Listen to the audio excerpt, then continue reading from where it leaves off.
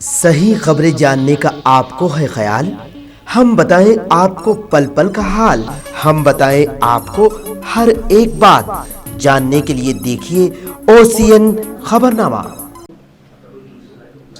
The reason of going to Supreme Court was that I had earlier filed a petition asking for a stay on the Citizen Amendment Act.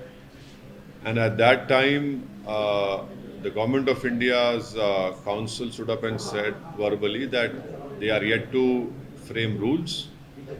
And so now there's no need for it. Now, when the rules have been framed, there is an urgent need which I felt that we should go to the Supreme Court asking for a stay on the rules, because if the government starts giving citizenship on the basis of this discriminatory law, then it will be very difficult to turn the clock back. And secondly, the whole country knows that in Assam a Supreme Court monitored NRC was done, wherein 19 lakh people names were not included. Now, in that, you have around about a million names of non-Muslims, wherein we feel that they can be accommodated under the new rules and the new law, and it will be discriminatory on the part of the government to exclude the Muslims. Second important point which we had mentioned, which is drafted by our lawyer Janab Nizam Pasha Sahib, is that the Supreme Court has held that any allurement to conversion of religion is also a crime. Now, people who are not Muslims will be given citizenship. That in itself is an allurement by the government that if you belong to this religion and you don't belong to Islam, then citizenship can be given to you. So these are the two important grounds which our lawyer Janab Nizam Pasha has mentioned, and we have asked. That is why we have gone to Supreme Court, hoping inshallah that the Supreme Court will take a favorable decision in our favor. And the timing of the notification also is something that would have a political impact, you think, on the forthcoming elections? Of course, the government had waited deliberately for 4 long years after passing this unconstitutional law with their brute majority in the parliament. And keeping in mind the Lok Sabha elections, the government took the decision a few days before the dates of the Lok Sabha general elections have to be announced. Sir आपने approach किया है supreme court को? तो हमने supreme court को पहले ही हमारा case supreme court में है। उस वक्त गवर्नमेंट ऑफ इंडिया के काउंसिल ने कहा था कि गवर्नमेंट ऑफ इंडिया ने अभी रूल्स नहीं बनाए हैं, तो इसलिए अभी इस पर कोई बहस करना बहुत जल्दी होगा। अब जबकि मोदी हुकूमत ने CAA के रूल्स बना दिए हैं, तो सुप्रीम कोर्ट जाना एक अर्जेंसी है, वक्त का अहम तकाजा है, क्योंकि अगर ये सरकार सिटीजनशिप देना शुरू कर दे एक अनकॉन्स्टिट्यूशनल लॉ पर जिसको एक रिलीजन के ऊपर बनाया गया है, तो इससे नुकसान हो सकता है। नुकसान ये है कि सुप्रीम कोर्ट मॉनिटर्ड एक NRC आसाम में हुआ जिसमें 19 लाख लोगों के नाम नहीं आए, उसमें से करीब 1 लाख के करीब मुसलमान हैं, बाकी नॉन मुस्लिम्स हैं। अगर आप इस लॉ के उस रूल्स के तहत उन तमाम लोगों को दे देंगे सिटीजनशिप जिनका रिलीजन इस्लाम नहीं है, तो ये बड़ा ही नाइंसाफ़ी होगी उन लोगों के लिए, उन मुसलमानों के लिए जिनका नाम नहीं आया। दूसरा इम्पॉर्टेंट पॉइंट ये है कि सुप्रीम कोर्ट ने 1960s या 70s में एक जजमेंट में कहा था कि अगर कोई एल्योरमेंट आप देते हैं किसी को अपना रिलीजन बदलने के लिए, तो वो भी एक क्राइम है। अब ये सरकार ये कह रही है कि अगर आपका रिलीजन इस्लाम है या आप मुसलमान हैं तो आपको सिटीजनशिप नहीं दी जाएगी, अगर आपका रिलीजन इससे हटकर होगा तो हम दे देंगे। तो ये भी एक किस्म का एल्योरमेंट है। इसीलिए हम सुप्रीम कोर्ट के पास गए हैं और सुप्रीम कोर्ट से हमारे फाजिल वकील जनाब निज़ाम पाशा साहब हैं, और हमको उम्मीद है कि सुप्रीम कोर्ट इस पर देखेगा। अब देखेंगे सुप्रीम कोर्ट में क्या होता है। सर, आपने जैसे सीए जैसे लागू हुआ तो आपने कहा कि चुनावी फायदा लेने के लिए चुनाव जस्ट आने वाला है, उससे पहले क्या ये आप पे अप्लाई नहीं होता कि आप भी जो डॉक्यूमेंट आपने शो किया सुप्रीम कोर्ट को अप्रोच हुए, आज अभी इस वक्त अनाउंसमेंट हो रहा है, चुनाव का ऐलान हो रहा है, उसके ठीक उसी दिन आप भी कर रहे हैं, तो क्या आप भी पॉलिटिक्स नहीं कर रहे? देखिए, मैं एक पॉलिटिशियन हूँ, मैं कोई फिलोसोफर नहीं हूँ, नंबर 1। दूसरी बात यह है कि यह कानून पास हुआ था 2019 में। रूलिंग पार्टी नरेंद्र मोदी प्रधानमंत्री की सरकार ने इसको पास किया, तो वो लोग इसको दबा कर रखे अपने पास, अपने बगल में दबा के रखे, और जैसे ही उनको मालूम था कि 1 हफ्ते के अंदर election commission of India Lok Sabha के चुनाव की डेट्स अनाउंस करेगा, उन्होंने रात में ये रूल्स का ऐलान कर दिया। जब सरकार चुनाव को सामने रखकर फैसला ले रही है तो ये बहुत गलत बात है कि आप मुझसे सवाल कर रहे हैं कि मैं सुप्रीम कोर्ट क्यों जा रहा हूँ। जब कोई रूल्स बनाती है सरकार तो मुझे सुप्रीम कोर्ट जाना पड़ेगा ना। मैंने तो उस कानून को लोकसभा में इस बिल को फाड़ा था, इस कॉन्स्टिट्यूशनल काला कानून कहा था, और इस बिल के ज़रिए, इस कानून के ज़रिए सरकार मुसलमानों को ख़ास तौर से और गरीबों को स्टेटलेस बनाना चाहती है, और इस कानून को आपको एनआरसी एनपीआर से जोड़ के देखना है। तो सियासत तो नरेंद्र मोदी कर रहे हैं और इस तरह का कानून बनाकर। सर, एनसीआर एनपीआर के साथ जोड़ कर हाँ। ना देखा जाए। पब्लिक प्लेटफॉर्म उन्होंने बताया कि आप सीए के ऊपर जो है आप झूठ फैला रहे हैं, आप राजनीति कर रहे हैं, आप डर पैदा कर रहे हैं। उनका कहना है कि जो आप बात बोल रहे हैं वो प्रोविजन सीए के जो नोटिफिकेशन है, जो गवर्नमेंट का नोटिफिकेशन, उसमें नहीं है। उनका आरोप है कि आप जानबूझकर राजनीतिक फायदे मैं एक ही बात कह दी अमित शाह और नरेंद्र मोदी। क्या अमित शाह ने पार्लियामेंट में मेरा नाम लेकर नहीं कहा था कि देश में एनआरसी एनपीआर भी होगा? आपके कई टीवी चैनलों पर अमित शाह ने कहा था कि क्रोनोलॉजी समझिए, एनपीआर एनआरसी होगा। क्या बीजेपी ये कह दे कि आसाम में जो 19 लाख लोगों के नाम सुप्रीम कोर्ट मॉनिटर्ड एनआरसी जो हुआ था, जिसमें 1600 करोड़ रुपए खर्चा किए गए और 50 लोगों ने सुसाइड कर लिया, उसमें हेमंत बिस्व शर्मा जो मुख्यमंत्री कह रहे हैं, वो कह चुके हैं कि जो नॉन मुस्लिम है उनको सिटीजनशिप मिल जाएगी। मुसलमान क्या करेगा? वो एक खौफ का माहौल पैदा कर रहे हैं। मैं नहीं कर रहा हूं। पहले तो सिटीजनशिप का कानून आप मजहब की बुनियाद पर क्यों बनाया?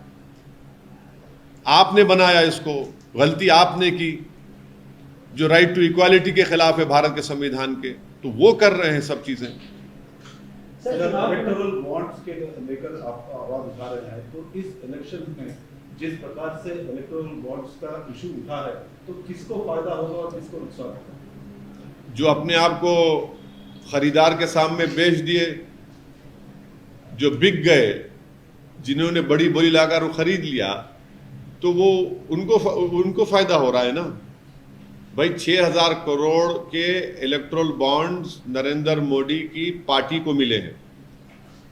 1500 करोड़ के इलेक्टोरल बॉन्ड्स ममता बनर्जी की पार्टी को मिले हैं, और 1300 कितने सेकंड नंबर पर बीआरएस को मिले हैं 1300 करोड़, नहीं सॉरी, कांग्रेस को मिले हैं 1300 करोड़, फिर 1100 करोड़ बीआरएस को मिले हैं, फिर आरजेडी को 70 करोड़, एआईएडीएमके डीएमके सब है। तो इस हमाम में सब दंगे हैं। एमआईएम को भी मिले हैं क्या? नहीं मिले हैं ना भाई। अगर मिले होते तो फिर बी टीम का आपने हमको तमगा लगा दिया, इन तमाम पार्टियों ने मिलकर, इन तमाम ने हमको बी टीम बना दिया, और नरेंद्र मोदी ने कहा कि आतंकवादियों का साथ देता है। तो मैं ये सोच रहा हूं कि आप तमाम को साथ लेकर, क्योंकि 80% बॉन्ड हैदराबाद में बने, मैं ये सोच रहा हूं कि एक प्ले कार्ड लेकर इन तमाम कंपनी सामने जाकर खड़े हो जाऊं, पूछूं कि भाई मैंने क्या जुर्म किया था, आप मुझे क्यों नहीं दे रहे? हैदराबाद का तो मैं ही हूं, आप सबको दे रहे हैं। तो ये इलेक्टोरल बॉन्ड जो बनाया गया है, इसमें आपको इलेक्ट्रल बॉन्ड तो ऐसा नहीं देता ना कि बाज लोग जो है ना क्या बोलते हैं हिंदी का पुण्य का काम, पुण्यों का काम करते हैं, सदका करते हैं, उर्दू में बोलते, मैं मेरी अम्मा मर गई, मेरा बाप मर गया, मेरे दादा मर गए, चलो 100 लोगों को खाना खिला दो। तो ये लोग तो फ्री लंच नहीं दे रहे ना आपको। अगर कोई लॉटरी वाला 1200 करोड़ दे रहा है तो उसकी लॉटरी उठ गई, समझे आप, क्योंकि वो दिया है। अगर कोई फार्मेसी कंपनी वाले 550 करोड़ रुपए दिए हैं तो सबको दवा लगाएंगे। अगर कोई इंफ्रा कंपनी वाला 1800 करोड़ दे रहा है तो भाई वो तो और प्रोजेक्ट लेगा। फ्री लंच तो है ही नहीं ना कोई भी, इसीलिए सुप्रीम कोर्ट ने उसको अनकॉन्स्टिट्यूशनल करार दिया। सर, चुनाव से ठीक पहले क्या ये बात रहेगी, वोटर्स के दिमाग में ये बात रहेगी कि जैसे वोटर्स के दिमाग में बात डालना पड़ेगा कि भैया आपके पैसे आप ही से लेकर पॉलिटिकल पार्टीज को दिए जा रहे हैं और उसका उनको फायदा मिल रहा है, तो ना आपको नौकरी मिल रही है। देश का जो डेमोग्राफिक डिविडेंड है वो नौजवान है, युवा है, उनको नौकरी नहीं मिल रही है। हमारे पास इतना पैसा नहीं है कि हम अपनी आर्मी को मॉडर्नाइज कर सकें, और पैसा नहीं होने की एक वजह है जिसके लिए अग्निवीर लाना पड़ा। मगर पॉलिटिकल पार्टीज को पैसा आ रहा है, देश के लिए पैसा क्यों नहीं है? फिर आप देखते जाइए कि कितने काम रुके हुए हैं। तो इसके लिए यकीनन नौजवानों को, देश की जनता को समझाना पड़ेगा कि कैसे ये काम किया जा रहा है। सर, चुनाव से ठीक पहले, जैसे चुनाव आज घोषित हो रहा है, बहुत सारी घटनाएं घट रही हैं। एक घटना आपके शहर हैदराबाद में कल शाम को घटी। पूर्व मुख्यमंत्री की बेटी को ईडी ने गिरफ्तार करके ईडी ले गई, और बीआरएस की तरफ से और पूर्व मंत्री केटीआर की तरफ से भी कई ऑब्जेक्शन किए गए। आपका क्या? नहीं, टीआरएस का वर्जन ये है कि उनका अरेस्ट गलत है और अभी कोर्ट में सुनवाई चल रही है, तो देखते हैं कोर्ट क्या फैसला करेगा। मेरी नेक तमन्नाएं उनके लीडर के साथ है।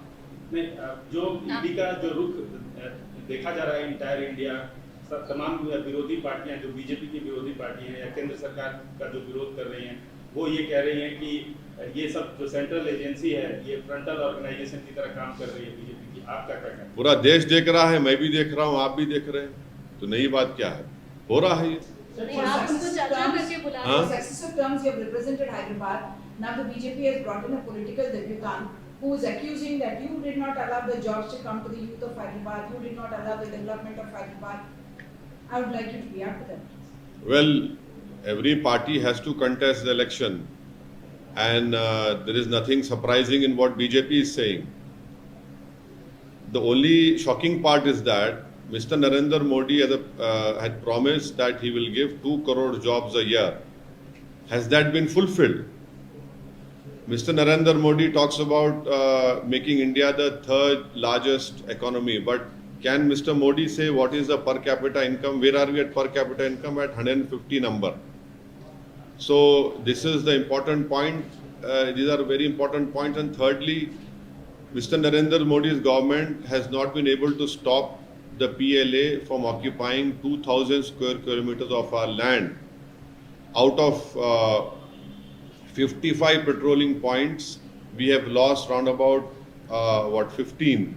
This was said by the present SP of that area. So, and these are the inflation is an issue. Why is it that before elections petrol and diesel prices kind of decreased? Why didn't you decrease it, let us say 3 months before, 4 months before? And it proves my point that this nation requires elections every 6 months. This nation does not require one nation, one election. This will make any government dictatorial, which they are, and it will violate federalism, which is part of the basic structure of our constitution. There's a political novice who's being now fielded by the BJP against you. How can I control it? You know, how can I pick and choose? No one can pick and choose their opponents. Whoever is a candidate, we have to contest against them. That's it. It's going to be the same for everyone. Sir, Now, आप कह रहे हैं sir, हम कह रहे हैं you have कि extended a hand of हाँ? friendship. You have extended a hand of friendship to the Congress government here, to the Chief Minister here as well. Are you hoping that their help will also be required for you to fight this election in Hyderabad in terms of the kind of candidate that they put up here? As a candidate, I require help from everyone, including from you. From people, every voter I require help. Then only, any party or a candidate can win. How can I say that I will not take help from him or not take help from him? And why would I not welcome help from anyone? That means that the voters which are there, my primary importance is the Hyderabad voters, which hopefully I'll be contesting. So one cannot say, oh, I will not take that help, and everything has to be taken. Sir, कल आपने बयान दिया कि divisive forces के खिलाफ हमको काम करना पड़ेगा, मुख्यमंत्री के साथ आपने गले मिले हैं कल, और इस पर क्या कहेंगे सर? क्या नहीं, गले मिलना गुनाह है क्या? हरे रंग में सफेद भी जुड़ना है। हाँ, हरे रंग के ऊपर सफेद अरे भाई, तिरंगे में हरा भी है, सफेद भी है, सैफरन भी है। अरे नहीं, नेशनल फ्लैग में सब रंग है। आप लोग देख ही नहीं रहे नेशनल फ्लैग को। अच्छा, मेरे को हरे से क्यों जोड़ रहे आप? ये बोलिए आप। मैं तो सफेद शेरवानी पहना हुआ हूँ, हरे से जोड़ना क्या मतलब है? मुसलमान है तो हरा ऊन। अरे भाई, ये अब ऐसा हो गया तो क्या तरबूजा मेरा है, खरबूजा आपका है क्या? संतरा आप? सर, कांग्रेस के साथ आप जो है अभी कांग्रेस के चीफ मिनिस्टर और कांग्रेस रेवंत रेड्डी के साथ काफी स्टेज शेयर देखिए, कर रहे हैं। दोनों एक दूसरे की तारीफ कर रहे हैं। कहा यह जा रहा है कि पहले आपकी दोस्ती बीआरएस के साथ थी, अब कांग्रेस के साथ आपकी दोस्ती। देखिए, एक बात सुनिए, तेलंगाना को मजबूत करने के लिए, तेलंगाना में अमन को बरकरार रखने के लिए, तेलंगाना में फाशिस्ट और कम्युनल फोर्सेस को रोकने के लिए, ये हमारी एक अखलाकी जिम्मेदारी है, नंबर 1। और हम पिछले 10 साल से भी करते आए, अभी भी हमको करना है। इसलिए हैदराबाद हो या तेलंगाना, वहाँ पर कम्युनल राइट्स, ये सब चीज़ें नहीं हुई। दूसरी बात यह है कि मैं उनका शुक्रिया अदा किया कि उन्होंने आकर मेट्रो के जो एक लाइन बची हुई थी हैदराबाद पार्लियामेंट कॉन्स्टिट्यूंसी में, काम हो गया हैदराबाद पार्लियामेंट कॉन्स्टिट्यूंसी मेट्रो का, मगर एक लाइन जो बची हुई थी जुबली बस स्टैंड से फलकनुमा का, उन्होंने फाउंडेशन स्टोन डाला। और दूसरा, उन्होंने मिरालम के पास एक ब्रिज का भी उन्होंने मंजूरी दी। तीसरा, मेरे कॉन्स्टिट्यूंसी में रोड वाइडनिंग के लिए उन्होंने 200 करोड़ रुपए दिए, मैं उनका शुक्रिया अदा किया। तो इसमें बुरी बात क्या है? डेवलपमेंट होना चाहिए ना तेलंगाना में, हैदराबाद में, तो इसमें बुरा क्या है? देखिए, हाँ, वो आप लोग बोलते थे अमित शाह, अब आप अमित शाह के जबान में बोल रहे हैं। मैंने आरोप प्रति आरोप तो चलते रहता है ना। इलेक्शन है, तेलंगाना की आवाम ने उनको सत्ता दी है, तो हमको रिस्पेक्ट करना पड़ेगा, और हमको हैदराबाद को आगे लेके जाना है। तो मेरी कॉन्स्टिट्यूंसी में डेवलपमेंट के काम हो रहे हैं। सर, आप बीआरएस के साथ कह रहे हैं, आप क्या कांग्रेस के साथ आप आगे बढ़ रहे हैं? कैसे समझे इसको? पहले आप बीआरएस के साथ आपकी दोस्ती का हाथ था। देखिए, Or is it about the bigger danger of BJP that you want to keep out so you can join hands? देखिए, आगे तो बढ़ना है, पीछे तो हटना नहीं है। आगे तो बढ़ना है, पीछे कहाँ हटेंगे? पीछे हटने का नाम असदुद्दीन ओवैसी है ही नहीं। आगे किसके साथ बढ़ अरे आगे बढ़ना है ना। आगे बढ़ेंगे ही तो हर पॉलिटिकल पार्टी आगे बढ़ती है ना। नहीं, किसके साथ? अरे आगे बढ़ेंगे भाई, किसके साथ बोलते? हम में काबिलियत है, हम खुद आगे बढ़ रहे हैं। यहाँ तक हमारा जो सियासी सफर रहा है और आगे भी रहेगा, तो उसमें हमारी कोशिशें रही, मेहनत रही, लोगों का साथ रहा, और रहेंगे, आगे बढ़ेंगे। कितने सीट आप क्योंकि अभी चुनाव के डेट डिक्लेयर हो रहे हैं, तो आपने भी सोचा होगा कि देखिए, औरंगाबाद से इंशाल्लाह इम्तियाज जलील साहब लड़ेंगे, किशनगंज से अख्तरुल ईमान साहब जो हमारे बिहार के अध्यक्ष लड़ेंगे, हैदराबाद से इंशाल्लाह पार्टी असदुद्दीन ओवैसी को टिकट देगी। इससे हटकर भी बिहार, यूपी, महाराष्ट्र में हमारे वहाँ के पार्टी प्रेसिडेंट्स डिसाइड कर रहे हैं, आपको बता देंगे। 11 सीट की बात हुई बिहार में, उसका क्या? हाँ? 11 सीट की मांग की है बिहार यूनिट ने आपसे। तो हाँ, वो लोग डिस्कस कर रहे हैं, मैं उन पे छोड़ा हूँ, वो बताएंगे आप। सिकंदराबाद से आपकी पार्टी लड़ रही है, वही बताएंगे आपको, देखेंगे। अच्छा सर, आपकी अपोनेंट हैं, आपके कॉन्स्टिट्यूंसी में काफी घूम रहे हैं, बीजेपी से उनको टिकट मिला है, उनका सीधे सीधे आप पे आरोप है कि आपने ओल्ड सिटी को जानबूझ के पिछड़ा रखा, डेवलपमेंट नहीं किया, यूथ बेरोजगार हैं, ये सारे आरोप वो लगाते चल रही हैं, आपकी कॉन्स्टिट्यूंसी में घूम रही हैं। नहीं, देखिए, पॉलिटिकल हम पार्टी के अपोनेंट है, अब जाहिर है अचानक इलेक्शन से पहले आ गए, तो कुछ बोलना पड़ता है, तो बोलिए, कोई बात नहीं, आरटीआई डालिए, आरटीआई से मालूम हो जाएगा आपको कितने डेवलपमेंट के काम हुए नहीं हुए। बुनियादी सवाल ये मुल्क जानना चाहता है कि 10 साल में नरेंद्र मोदी की सरकार ने भारत के जो युवाओं का जो डेमोग्राफिक डिविडेंड पूरे विश्व में हमारे पास है, उनका मुकद्दर बेरोजगारी क्यों बना दिया। देश ये जानना चाहता है कि इलेक्टोरल बॉन्ड में 6,000 करोड़ रुपए कैसे बीजेपी को मिले और इसका इस्तेमाल कैसे हुआ। देश ये जानना चाहता है कि जिन्होंने आपको दिया है, आपने उनको क्या क्या नहीं दे दिया है। हाँ, आपने एक बॉन्ड उनको दिया तो आपने उन पर एक बार नहीं कई चीजें उन पर वार दी आपने। तो ये देश जानना चाहता है कि 2000 स्क्वायर किलोमीटर 56 इंच का सीना रखने वाले प्रधानमंत्री चीन को क्यों छोड़ दिए जमीन। वो बताना पड़ेगा उनको। भाई बीजेपी के पास जो 6,000 करोड़ रुपए आए हैं, वो तो मिनिस्ट्री ऑफ सोशल जस्टिस का पूरा बजट है, मालूम आपको। 6,000 करोड़ बीजेपी के पास है और देश के नौजवान की जेब फटी हुई है। 6,000 करोड़ बीजेपी के पास है, 1,500 करोड़ ममता के पास है, 1,100 करोड़ कांग्रेस के पास है, 1,000 करोड़ टीआरएस के पास है, डीएमके के पास है। देश के युवाओं के पास क्या है भाई, ये सवाल है। वो तो फर्जी वोटों की भी बात करी है कि हाँ, अभी देख, अरे आप सभी अभी दो कैसा होगा। ममता दीदी को चोट लगी है उनको। मैं अरे भाई क्यों नहीं यार, किसी से पर्सनली हेट्रेड क्यों होगी। हम हमको हमारे बेस्ट विशेस उनको देते हैं और अल्लाह करे जल्द से जल्द सेहतमंद हो जाए। Sir, do you think the India alliance stands a strong chance against Narendra Modi? Locally, you are the strongest. I have said very clearly that Hyderabad, people of Hyderabad Parliament constituency and Telangana and people of Seemanchal will vote against this unconstitutional religion-based law, discriminatory law, that is CAA. That is what I have stated. The rest, I am not part of that alliance, so I cannot speak on their behalf. Sir, but as somebody with national ambition, you are contesting in other states as well. As somebody with national ambition who's contesting in other states, what is your view? What do you think about the India alliance?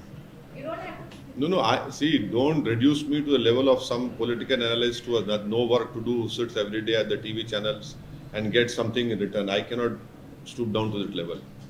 I can only speak on behalf of my political party, which I have told you just now.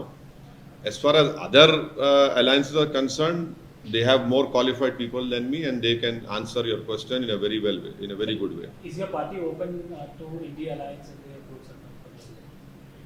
अरे भाई, आप मेरे दरवाजे में दारुसलाम में आके दारुसलाम में दरवाजे है ही नहीं, ओपन ग्राउंड में मेरा दफ्तर है। स्वागत करते हैं। अरे इम्तियाज जलील ने तो एक नहीं 2 मरतबा बोला महाराष्ट्र में, अख्तरुल ईमान बोले किशनगंज में, और क्या बोलेंगे। सर, अब सीए को एनआरसी और एनपीआर के थ्रू जोड़ने की बात कर रहे जी। हैं, लेकिन अभी हाल ही में अमित शाह ने जो इंटरव्यू दिया था, वहां पे उन्होंने कहा था कि there is no provision for NRC in this law and this law will not take away anyone citizenship. देखिए कितना झूठ बोलते हैं। अरे झूठ की भी तो कोई हद होनी चाहिए मेरे भाई। ये सिटीजनशिप एक्ट में बन रहा है ना, एनपीआर एनआरसी भी सिटीजनशिप एक्ट का है। आप रिलीजन के ऊपर सिटीजनशिप दे रहे तो रिलीजन के ऊपर छीन नहीं सकते क्या आप? क्या अमित शाह ने लोकसभा में मेरा नाम लेकर नहीं कहा था कि ओवैसी जी एनपीआर होगा, एनआरसी होगा? नंबर 1। हाँ, वो बोलते हैं कि इसका हिस्सा नहीं है। पार्लियामेंट में बोला गया, आपके टीवी चैनलों पर आकर वो बोले। आसाम में 19 लाख लोगों के नाम नहीं आए जो सुप्रीम कोर्ट मॉनिटर्ड एनआरसी हुआ।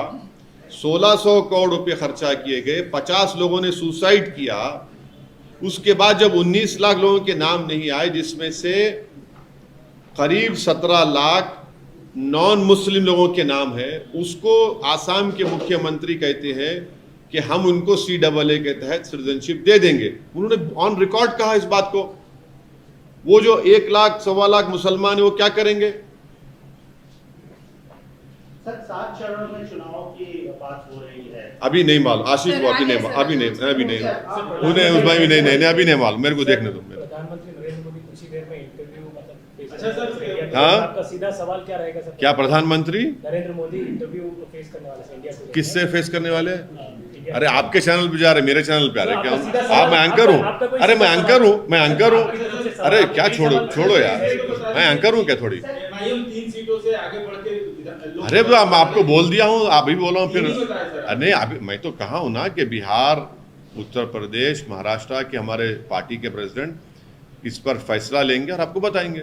सर नोटिफिकेशन घोषणा हो चुकी है, आपकी पार्टी कितनी प्रिपेयर? आप वो प्रिपेयर, देखिए हम लोग चुनाव के लिए प्रिपेयर नहीं होते, हम लोग साल के 12 महीने, हफ्ते में 6 दिन हम बराबर जनता के दरमियान में रहते हैं और यही हमारी तैयारी है और इंशाल्लाह हमको उम्मीद है कि इंशाल्लाह अच्छा हम। सही खबरें जानने का आपको है ख्याल, हम बताएं आपको पल पल का हाल।